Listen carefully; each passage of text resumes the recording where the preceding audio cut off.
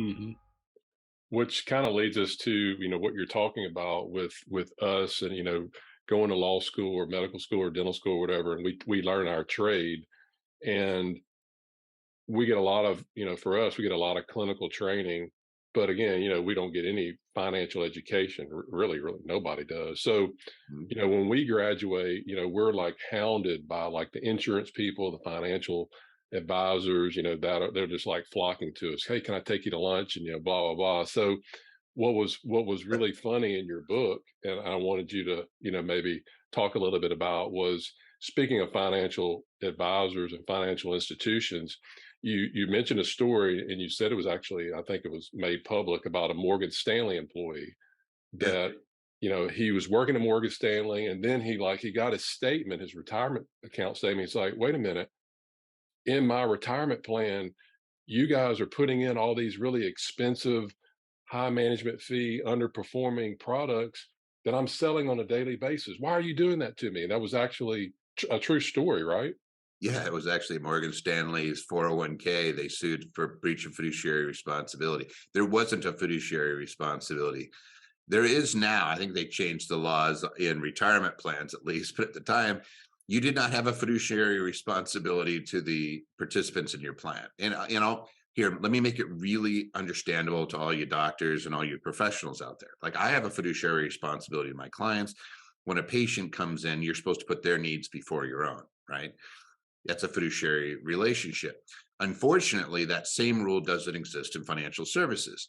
So there are fiduciaries like CFPs and things like that, or in a particular state, they may say if you sell products inside a retirement plan, now it has to meet a fiduciary standard.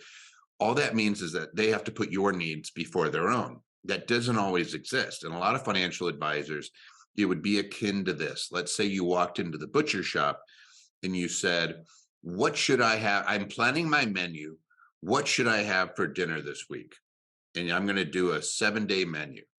The butcher's going to look at you and go, well, I have some veal over here. I got some nice ribeye over there.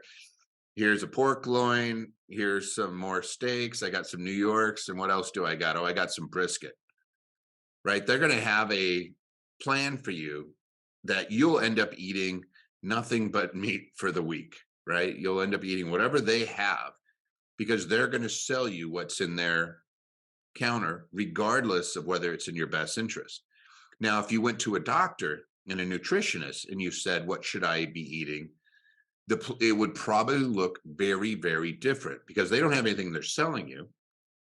They're going to look and say, hey, maybe we should do some blood tests, right? Let's see where you're deficient. Let's see, like, hey, the last thing I'm going to do is feed you stock full of red meat if you have high blood pressures, you maybe have an underlying condition, hmm whatever, but they're going to look and see what's in your best interest.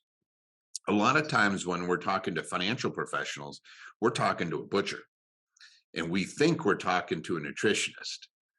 And you think they're doing the best, they're looking out for your best interest, when in actuality, they are just selling you whatever they have to sell and whatever the highest margin is, and maybe whatever's closest to expiration.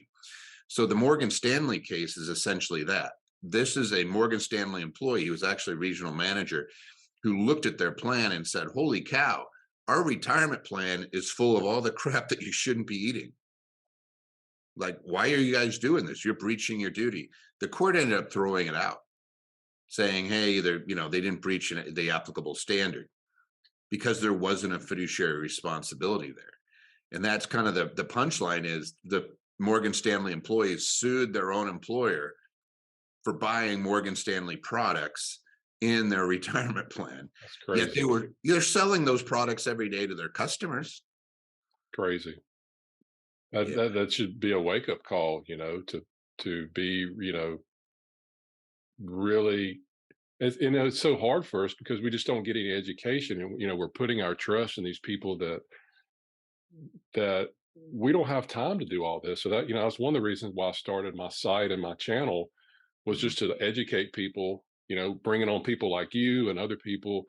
They're not, quote, selling anything. I mean, you have a book. If you want to buy the book, that's great. I mean, I love your book. I don't know, it was $15 or something, but I mean, $15 to educate yourself, and then if you at least know what the options are out there, like you said, you go to the butcher, You may want to go to other different stores. So now I can see, hey, I've got all these options besides the 401k that I have to work for 40 years with this particular thing, and they just churn me, And right?